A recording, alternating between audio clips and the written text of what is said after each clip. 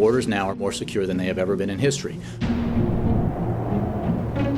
We strengthen security at the borders so that we can finally stem the tide of illegal immigrants. The borders are as porous as a sieve. What we're seeing is a kind of breakdown border. Tens of thousands streaming across the border from Central America. Our federal government has opened our borders and said, here we are, come on in. The actual number that is crossing is unknown. They're coming through us and they're coming to Middle America. What is happening on the border of our country today is going to be the interior of the United States tomorrow.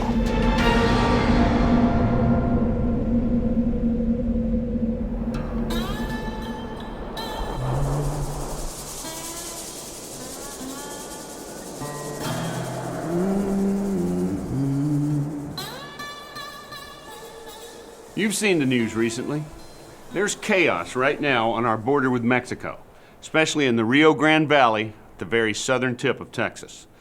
Tens of thousands of unaccompanied children and families traveling from Central American countries illegally crossing the border and surrendering themselves to our Border Patrol. They're held in overcrowded detention centers and then transported nationwide by our government, free of charge, to be reunited with relatives, many of whom are also illegal immigrants. Washington calls it a humanitarian crisis, but that's only a small part of what's going on, and most politicians refuse to tell us the whole story. That's where we come in. I'm Nick Searcy. The roles I play in movies and on television are fictional: drama, mystery, action, suspense. But no script I've ever read comes close to the brutal reality of what's going on at our border with Mexico right now.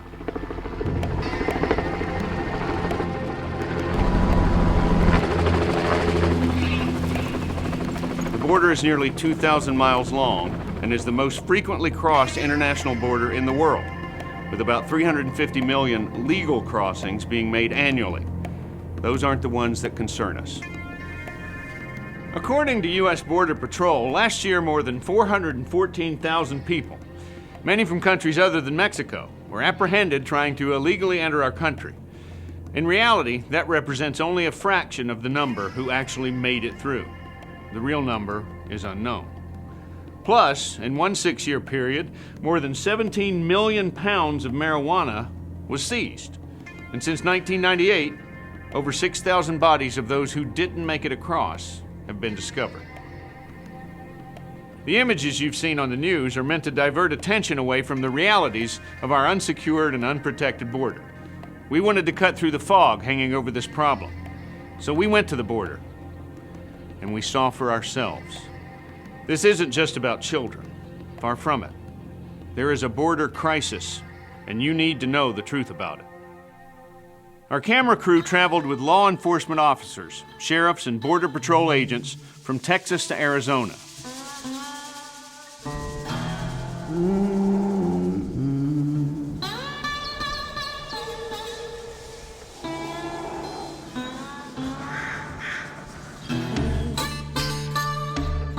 These are the people you need to hear from. These are the guys in the trenches, the guys on the front line, the guys who deal with the problems every day and know how to solve them.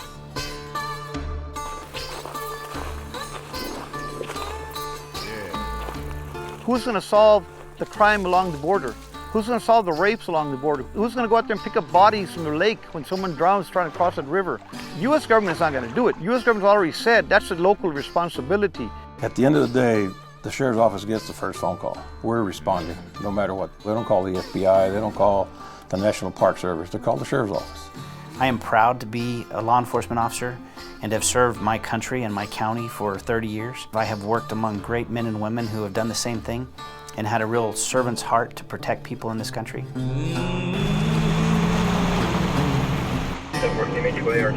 We feel like we're doing our part on our southern border.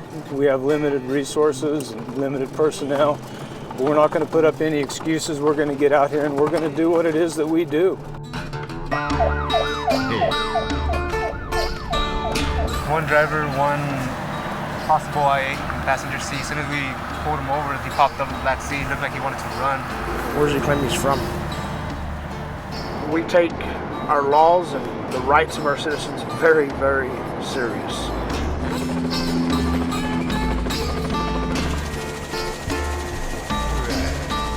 There's a lot of good dedicated efforts at a local level, and even the federal agents, Border Patrol and Customs, we have a good relationship with them. The issues doesn't lie here, it lies with the policymakers in Washington, D.C. You know, I've been watching a little bit on C-SPAN, and a lot of them folks up there don't have a clue. And I just want to invite them to come to the border, travel all the border to get a true picture.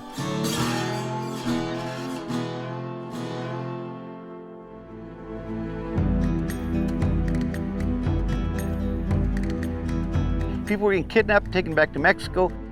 Home invasions, the burglaries, the extortions. And our government was not listening to us. We kept telling her, we need some help, we need some help. Always, we'll see what we can do for you. We'll see what we can do for you. The size of our county, which is the 8th largest county in the state of Texas, is 2,300 square miles. And I have myself and 6 deputies. So our ranch lands, our outer areas away from town are wide open. No one's out there to see these people.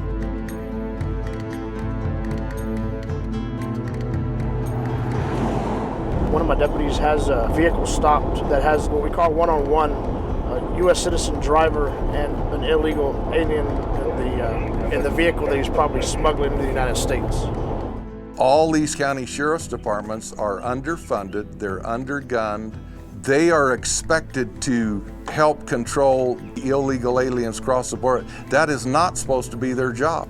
They're supposed to be taking care of civil disputes, et cetera, et cetera. Instead, they are having to do the federal government's job that Washington, D.C. refuses to deal with.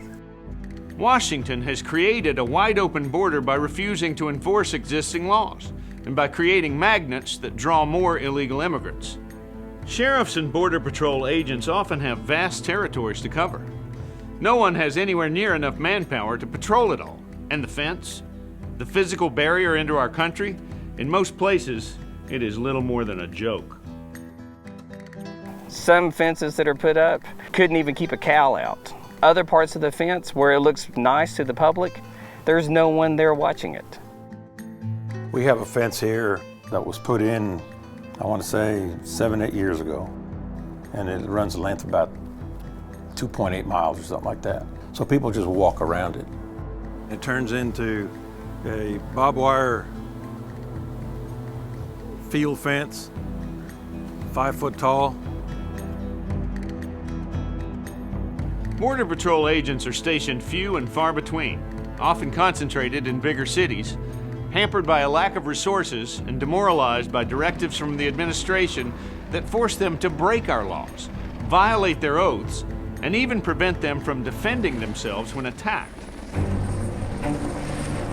Instead of using resources to secure our border, Washington prefers to spend taxpayer money on a wide range of wasteful projects. Instead of upholding the Constitution and keeping America safe, programs such as the Popular Romance Project, hurricane emergency funds being spent on TV ads, grants to develop games based on the zombie apocalypse, and more, are routinely funded instead of directing the money where it's needed the most. Unfortunately, a lot of times we don't have the means, the manpower, the time to cover our entire area, especially with this mass influx of unaccompanied children or the women and children. It's diverting so much of our time and resources that we're not covering the areas that we traditionally cover. If you look at the numbers that I guess the service will tell you that we're looking at an 80 to 90% apprehension rate. In actuality, we're looking at a 30% apprehension rate. So 70% of what comes across that border gets away. So who's coming across that wide open border? The current surge of illegal immigrants includes many people officials refer to collectively as OTMs, or people who are other than Mexican. For those OTMs from Central American countries like Guatemala, El Salvador, and Honduras, it can be a 1,700-mile journey to the U.S. border. A dangerous journey that can include a long train ride on what is called the Beast. Then miles of walking through desert tundra, where they may face predators, both human and animal, where poisonous snakes and spiders are more plentiful than cactus. Sexual abuse, other physical abuse, and even death are real possibilities. With so many people surging across our border, and no border fence to speak of, and with holes in the fence we do have. You would think our elected officials would be concerned about our national security, right? Well, you'd be wrong. Instead of making it harder for people to enter secretly and illegally, our federal government is doing just the opposite. The Deferred Action for Childhood Arrivals, or DACA, was a directive signed by President Obama on June 15, 2012, without approval from Congress. It grants legal protection to anyone who claims to have been brought to the U.S. illegally as a minor. One of the provisions in the program was that it only protected those not convicted of a crime, but we will soon see that the government has waived even this meager protection. DACA confers work permits, social security numbers, driver's licenses, documents allowing foreign travel, eligibility for some tax credits, affirmative action preferences, and more. In the 2 years since Obama authorized the deferrals, about 587,000 young immigrants have received protection under DACA. It is critical to understand that neither Congress nor the American people ever approved DACA. Since 2001, there was an attempt at an amnesty every single year. Congress has turned down the amnesty in one way or another every single year. President Obama has then said, well, since Congress won't do it, I will do it. Constitution says Congress makes immigration law. This is frankly one of the most breathtaking power grabs by an executive, I think, that many people have seen in this century, to just say, Congress didn't do what I wanted. In fact, they turned me down, therefore I'll do it on my own. Constitutional scholars from across the political and ideological spectrum agree that DACA has brought us to a constitutional tipping point and a separation of powers crisis. Even the U.S. Supreme Court unanimously ruled against President Obama's executive overreach.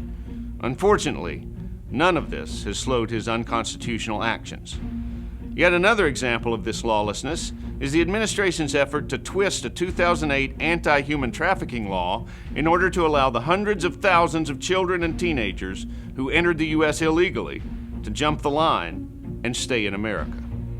It's called the William Wilberforce Act, and what it says is that young people under 18 who have no family members in the United States and who have been trafficked, in other words, essentially kidnapped and brought into the United States, that they can't just be sent back automatically. They have certain procedural protections and have to be able to see a judge, etc.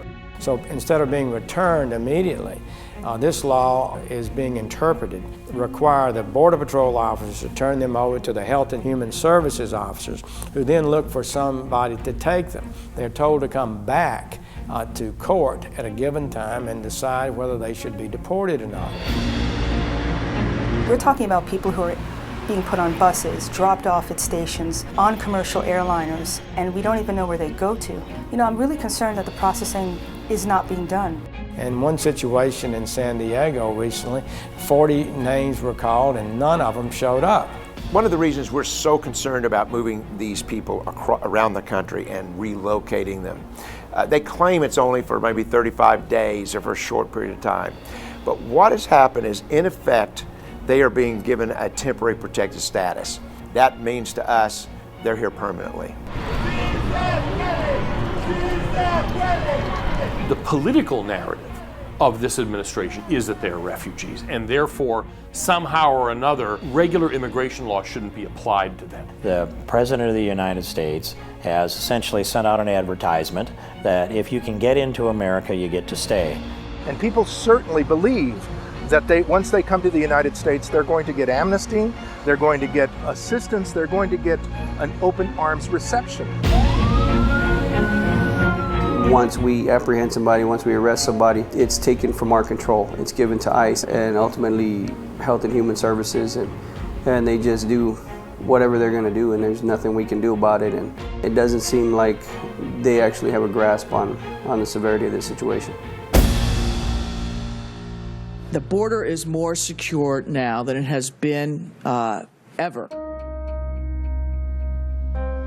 We know that the terrorists who attacked us on 9/11 committed what's known as immigration fraud. The aliens who attacked us gamed the visa process, gamed the immigration benefits program. Mike Cutler is a former special agent with the Immigration and Naturalization Service and has been involved with immigration law enforcement for more than 30 years. The 9/11 Commission was very clear about how immigration played a pivotal role in the attacks. Once terrorists had entered the United States, their next challenge was to find a way to remain here. Their primary method was immigration fraud. Terrorists in the 1990s, as well as the September 11th hijackers, needed to find a way to stay in or embed themselves in the United States if their operational plans were to come to fruition. This could be accomplished legally by achieving temporary worker status. Look at the 9/11 Commission and what they said about immigration benefits, temporary work permission. That's what DACA is. So here we have a clear warning from the 9/11 Commission that was convened to find out what went wrong so it wouldn't happen again. And now there is a program in place that blithely ignores the failings that enabled the terrorists to enter our country and attack us. If you want a criminal activity to stop, you impose penalties. Here we're providing every possible incentive. If people believe that there's an amnesty coming, it's going to make people, one, more desperate to get here, and two, once they get here, more desperate to get away. We're seeing more assaults on our agents. We're seeing a lot more gunfire coming from the Mexican side.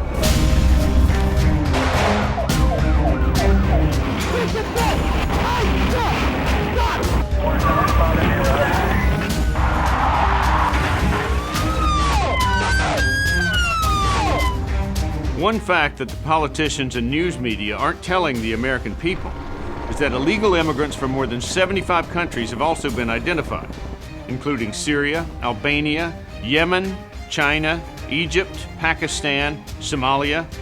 Even people from nations currently suffering from the world's largest Ebola outbreak have been apprehended attempting to sneak across the wide-open U.S. border. We're talking about people coming in who are under duress. They've traveled 1,700 miles. They're malnourished, they're dehydrated. They've been in conditions that breed infection. They're bringing over contagious diseases, which can affect everybody that they come in contact with. A large percentage of what is coming across is unknown. They're not all from Central America. They don't all speak Spanish. We don't know who they are, and we don't know where they're going. As of July 20th, 2014, 1,443 individuals from China were caught sneaking across the border. You have individuals that have been caught with tattoos on their shoulders and their back who are known to be soldiers for the Cabiles, the Guatemalan Special Forces, military special forces. You have individuals here that have ties to Egypt, Egyptian government, or Egyptian cartels. They're coming into the country.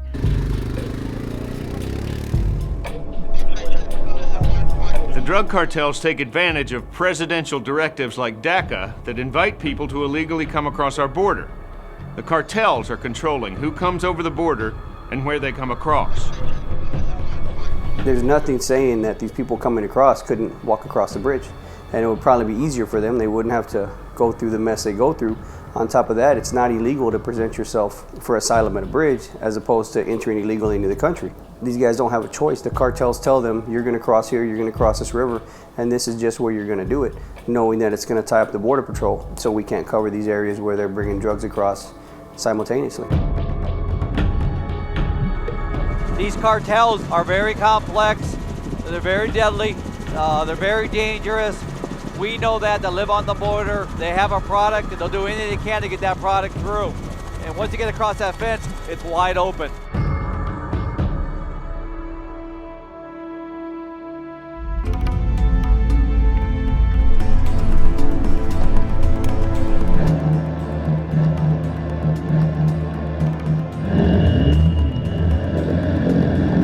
There's really nothing random out here. What may appear to be a piece of trash left on the road, a discarded bottle, stacked rocks, a string tied to bushes, serves as markers for smugglers, either as a trail or as a point of interest for something that they've put there. All the way around this one are carvings in this metal tank of people that have passed through here. We have a 13 right here, 13, which is often associated with a street gang. All the way around the tank, they've marked their passage through this area. They're living in the communities, they're living in the nicer communities. and they are operating on our side of the river. Most of them are trying to link up with our major highway system in the United States, whether it be I-10, whether it be I-25 going north towards Denver, whether it's I-35 coming north from Laredo into the central part of the United States, or whether it's I-40, you have access to the heartland of America. You have these cartel violent gang members. You hear about it in Atlanta, Georgia. You hear about it in Ohio. You hear about the cartel members that are already in our country. Their intel is better than our intel, and I think they know when we're out here because we just haven't had those contacts. Where if you go south into the Boot Hill country, it's like the Wild Wild West. We had 50 caliber rounds that were fired from the Mexican side into our side. This is a 50 caliber shell, and the bullet out the end is pretty substantial.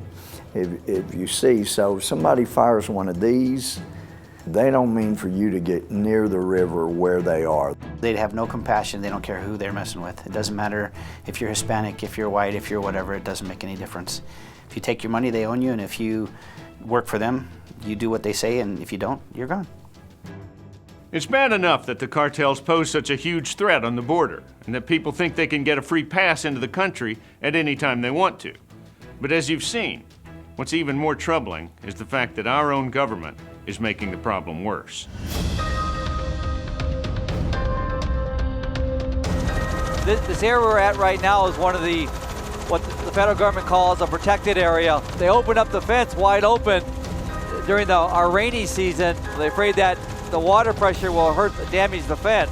A few days after they opened it up, about a month ago, we had 3 truckloads come through full of marijuana. I think there's about 1,700 pounds of marijuana come through there.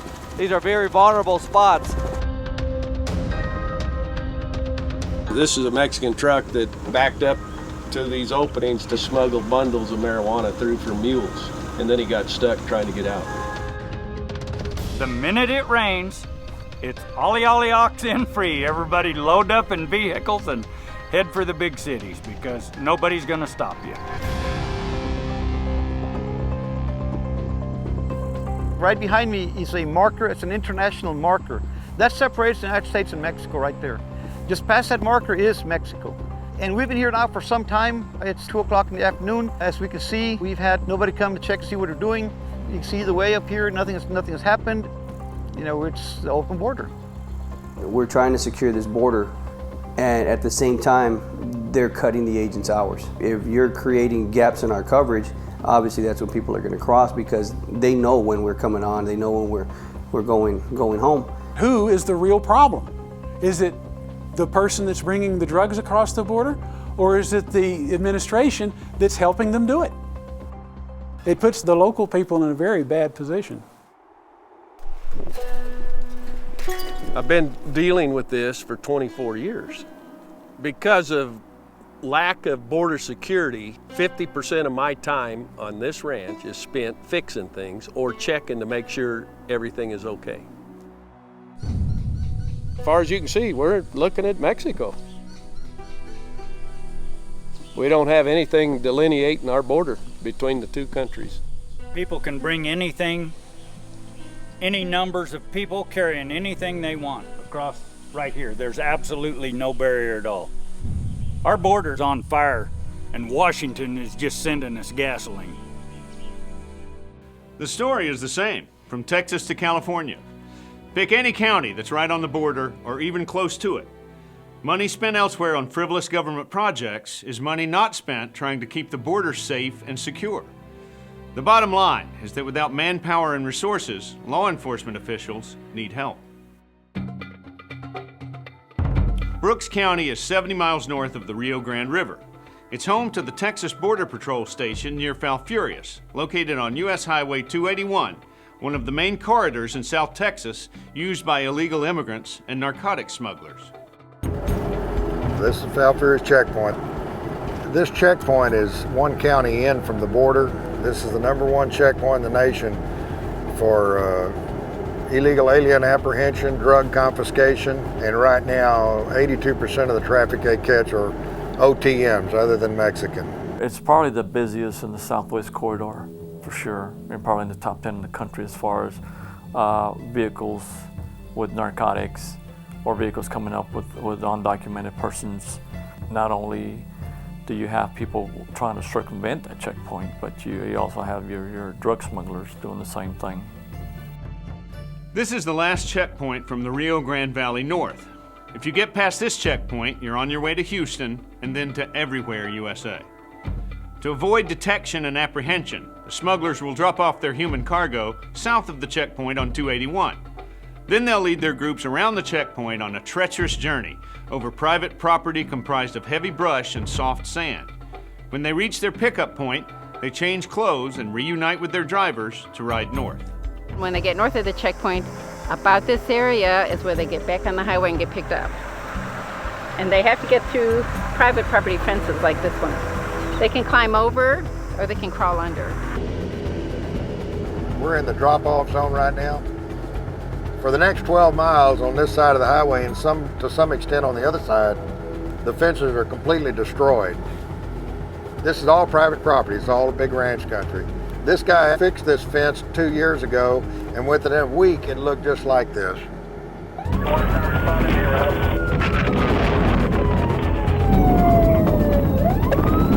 mean, there's complete lawlessness going on out here on all this private property. People being murdered, a lot of rapes, houses being burned down, ranchers being run off their property. It's almost like living on the border. In fact, it's even worse. Brooks County is overwhelmed with illegal immigrants, and many residents have moved away. Fewer residents and little to no backup from the federal government means that basic services like law enforcement have even less funding, but are expected to do more. An exodus of residents and businesses lowers the tax revenue for safety services even more. We're definitely understaffed. We're not at all close to being equipped. We definitely need boots on the ground. We definitely need better communications and technology where we can go be more proactive in what we're doing. We're just reacting to the circumstance. Right now, the Sheriff's Department can afford to post only one deputy per shift to cover approximately 1,000 square miles of the county. Law enforcement officers from surrounding counties help by volunteering. Sometimes it's overwhelming, all the stuff we have to do, but it's just our work. That's the line of work we have to do. There's a little campground where the illegals use after they circumvent the checkpoint. They usually hide here for a few hours, they eat, and they get dressed before they're picked up here behind. Some of these water jugs, they weren't here last week. Some illegal immigrants don't make it to their pickup point to rendezvous with their smuggler. It's a long journey through the brush and rough terrain. In the last 68 months, 448 bodies have been recovered in Brooks County.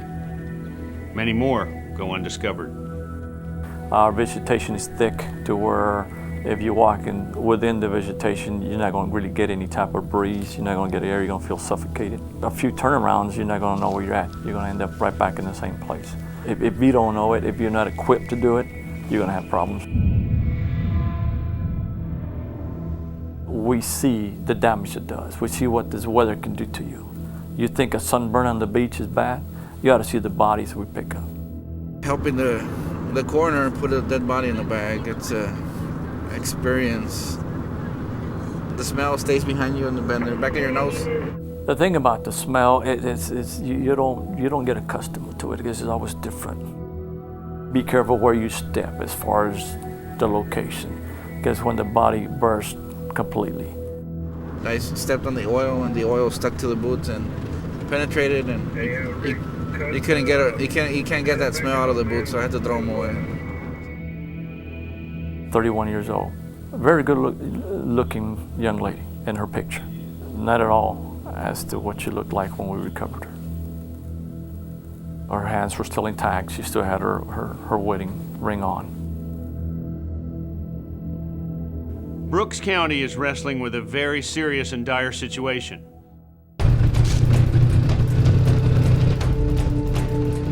But but local citizens are standing up to support local and federal law enforcement to stem the tide of illegal immigrants. Moving forward, that we realized we had to do something. What we decided to do was start our own group called the Texas Border Volunteers. We aligned ourselves with law enforcement. We've been well received by law enforcement, Texas Rangers, DPS, Border Patrol. We're here on private property. We're not out there on public property. We don't make arrests. We don't touch them. All we do is watch them move on private property and report them as criminal trespassers to Border Patrol. For the longest time, they've been seeing people come across their land, and I know the Vickers, they're very good people. Their heart is in the right place. They're just trying to do what they can to help secure the area. What we see really are the criminal element that come through here, and so that's why it's so important that we are helpful eyes for Border Patrol, and that's what we try to do. The Texas Border Volunteers are successful at observing and notifying Border Patrol about illegal immigrants. This is a trail that many of the illegals use. Here's a part of a track, a shoe print there. Last night our people spotted 13 illegal aliens coming up this road.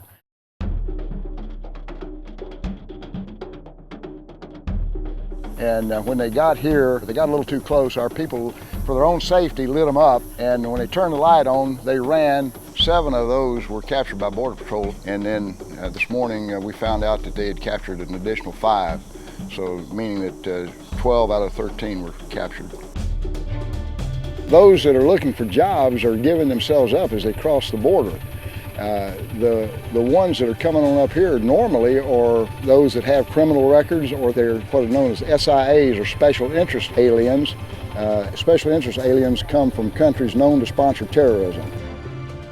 All of these people coming in here, and we don't know why they're coming in here. I mean, coming in here from all over the world. This is an emergency station. This is about a $60,000 investment by our federal government to help these people that are being smuggled through here. If they get left behind or if they get sick, they can come up and push this button. The message is given in English, Spanish, and in Mandarin Chinese. Last year, during one of our border operations, we identified a group of 10 coming out of a ranch on a known trail. As they went over the fence, one of them dropped this out of his pocket.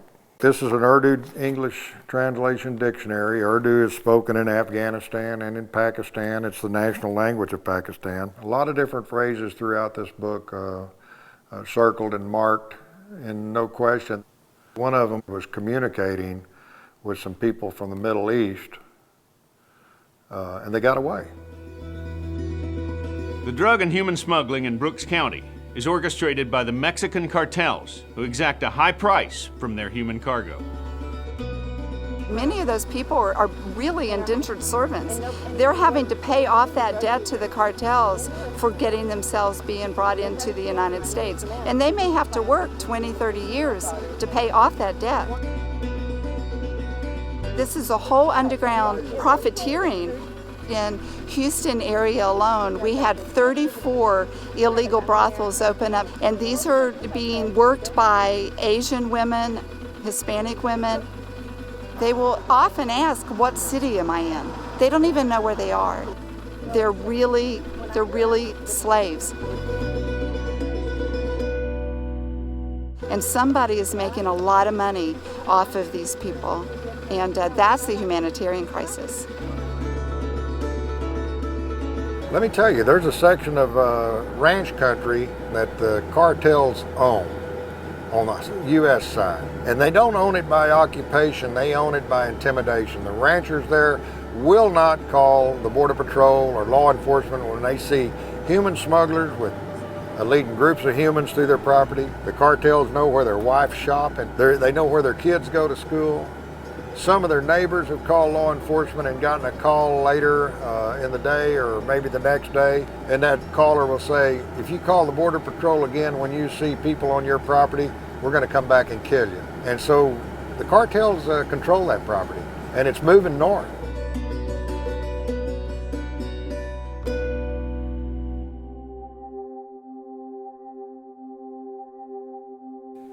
Those ranchers and citizens are our fellow Americans, afraid in their own homes. Imagine yourself in their shoes, waking up to threatening phone calls and worrying constantly about your family's safety. You think it can't happen to you? The violence and crime that's happening along the border is spreading all across the country. Violent crimes are no longer just a possibility. They're happening now. And with every new surge of illegal immigrants, the number of incidents is only going to increase. Karen Gonzalez is a Park Service employee, a longtime Arizona border resident, and a citizen, just trying to make a living like everyone else.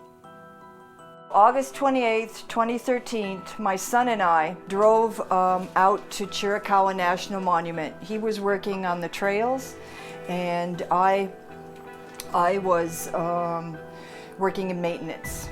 I was cleaning the woman's bathroom. I remember bending down, cleaning the toilet, and I heard a noise like this, and I looked up and I saw a man come rushing at me with a big rock. That's all I remember. She was left for dead. The suspect took her vehicle, drove to Douglas, Arizona, was brazen enough to even go through a fast food drive-through, got some food, ate it, then walked across the line to Mexico. And the only reason I survived it, I should say this, a woman I have not met yet saw the bathroom along the way, and she stopped. And she walked in and found me. And if she hadn't found me, I would have died. So I suffered a serious brain injury, but I got over it. You know, my balance is still very bad, and this had been crushed. So I later had it surgically fused.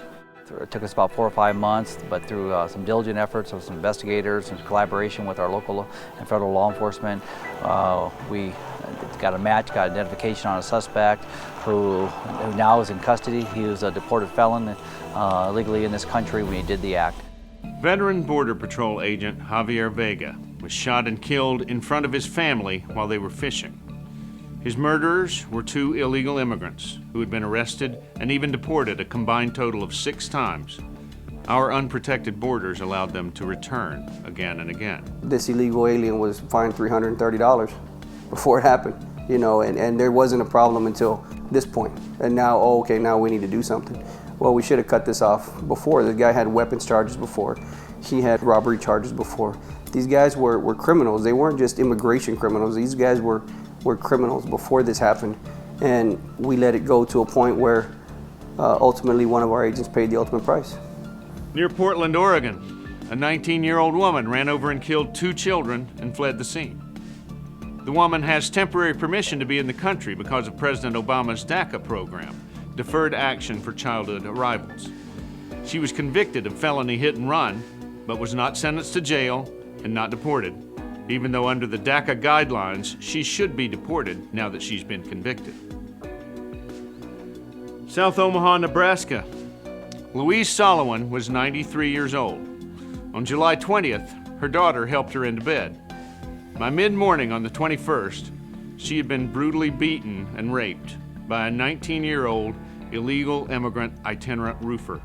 It was a 12 by 14 bedroom with 12-foot ceilings, and there was blood splatter on all 4 walls and the ceiling, and it was more than just 1 or 2 drops here. On the walls there was probably not a single square foot that didn't have at least a couple of drops of blood in it. We learned later that he had beat her so bad that he shattered her right eye socket, broke several teeth out of her mouth, broke 3 ribs, broke her nose in several places.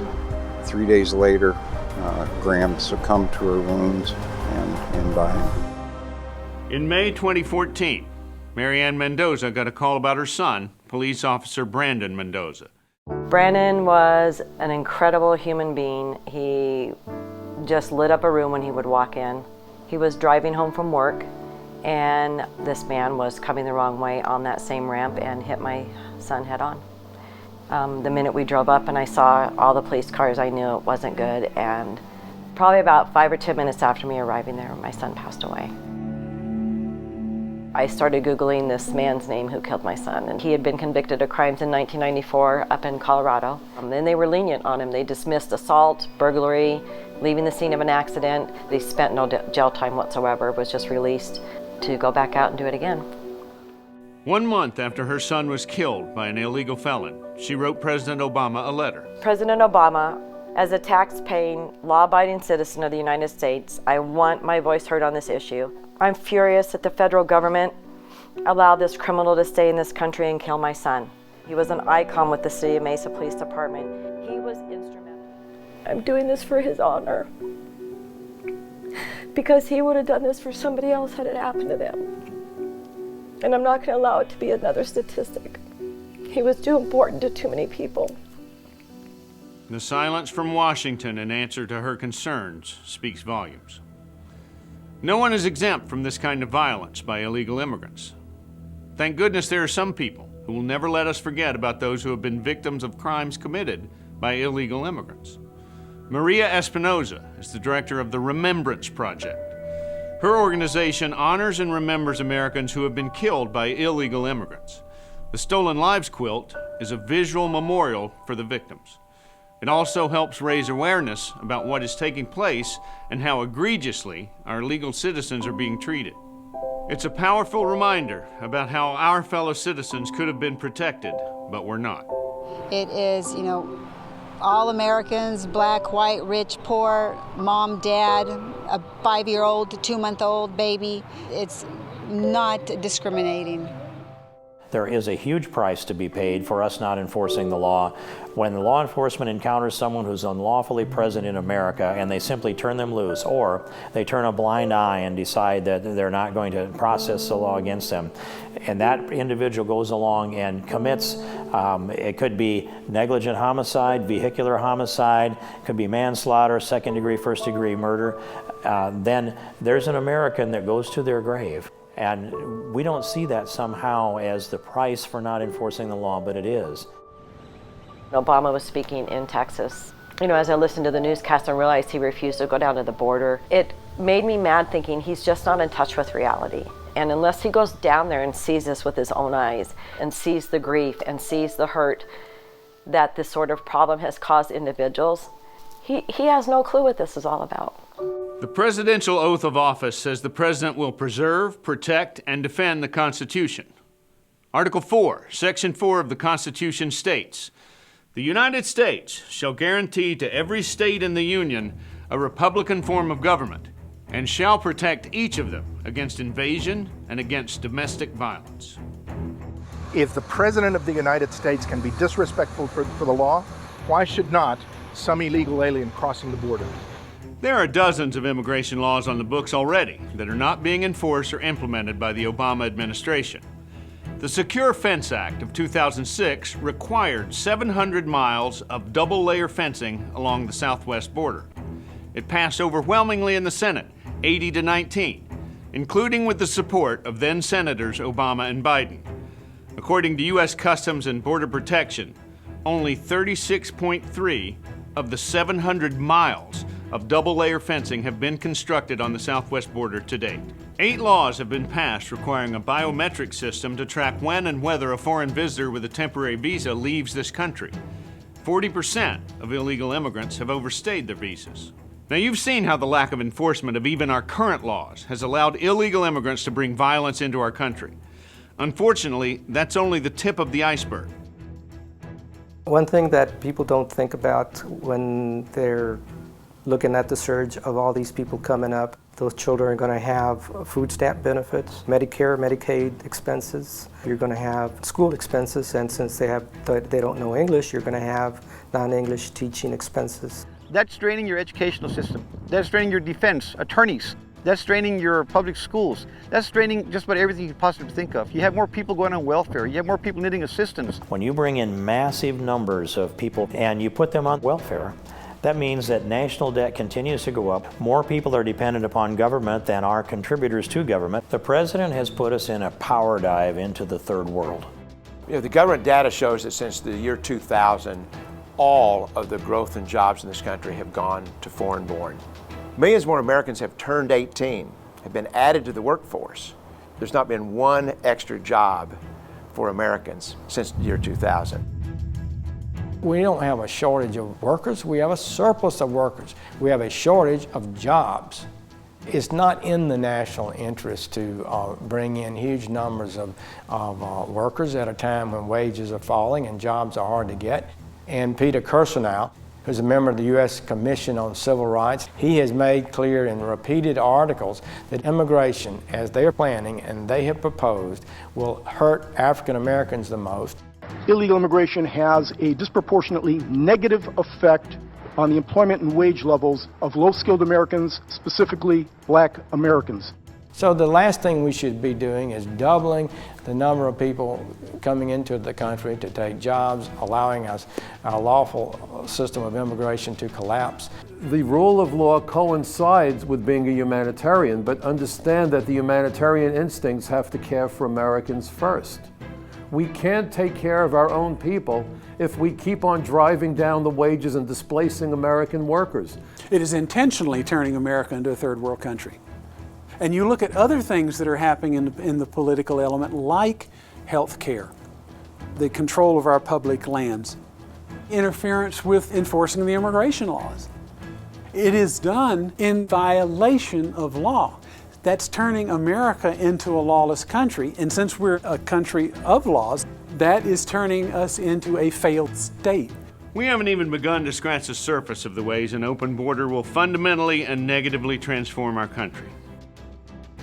What incubates at the border, the crime, the economic hardships, the wanton disregard for the law, even diseases, are being imported and spread to every state, every county, and every town in America. These immigrants are being brought everywhere into the country, Georgia, Maryland, California, up to Maine. And everybody that they're coming in contact with potentially could be affected. There was a story from Maryland how parents got letters sent home from their school saying that their child had been exposed to an illegal immigrant child who had tuberculosis. That's going to be repeated. So this is not something that people should think of as being, oh, it's just happening in Texas, it doesn't affect me. And everybody is just being put at risk.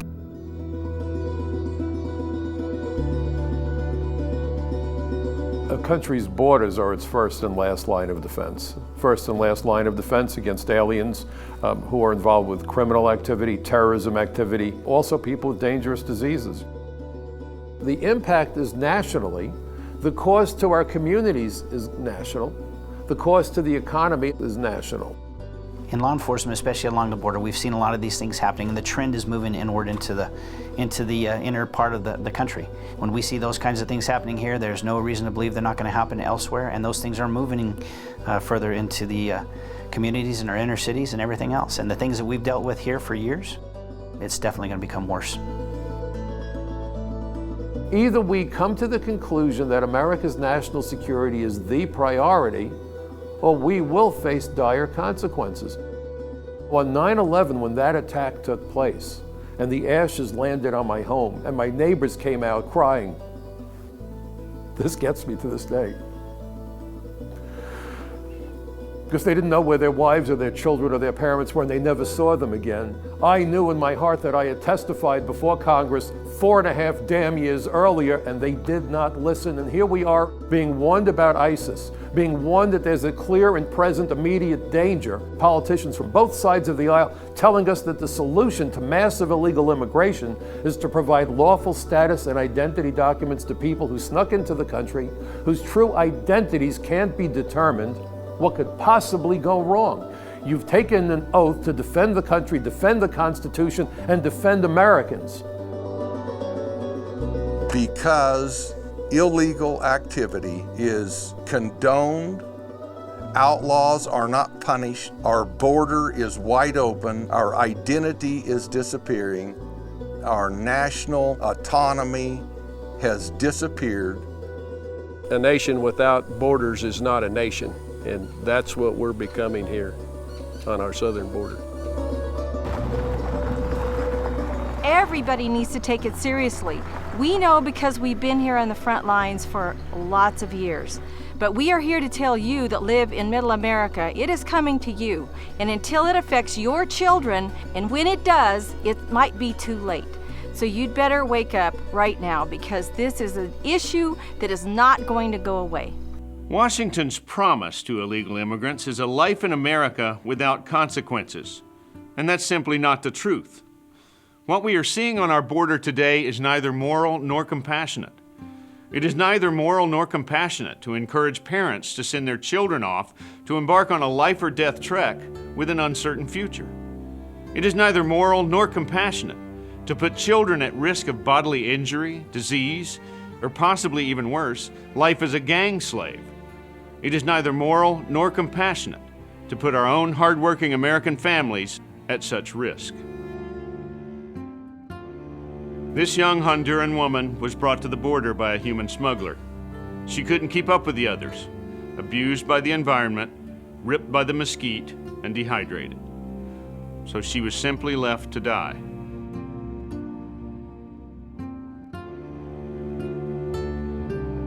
Fortunately, she was rescued in time. Can we say the same for America?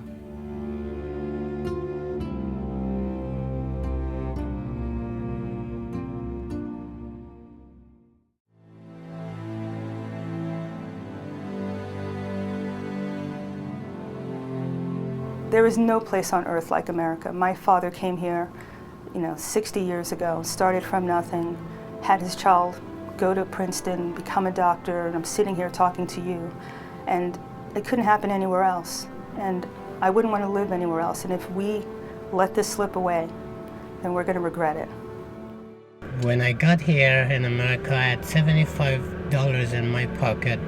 Now I have a house, I have a very good life, and I always thank Americans to give me that opportunity. We are generous on immigration. We allow 1 million a year to come lawfully, plus another 600,000 guest workers are here. That's a generous policy. We don't need to apologize for it. So this is a generous nation with regard to immigration, and that vitality of good immigration has always been a positive for America. It's our strength as a people. We just don't do anybody a favor. It's not compassionate to bring in millions of people, millions, who don't have work to do, are going to struggle to get by and not live a healthy life. America has always been a beacon for those that want a better life, and it still is today. There is already a legal path to citizenship for those wishing to immigrate to the United States. Anyone who decided to get off that path and enter the United States illegally should not be given any sort of amnesty. That is neither fair nor equal treatment under the law. There are people who have stood in line, who have done everything that was requested of them to come to this country legally. I don't understand why we would have rules in this country if we're not going to enforce them. We've lacked the will.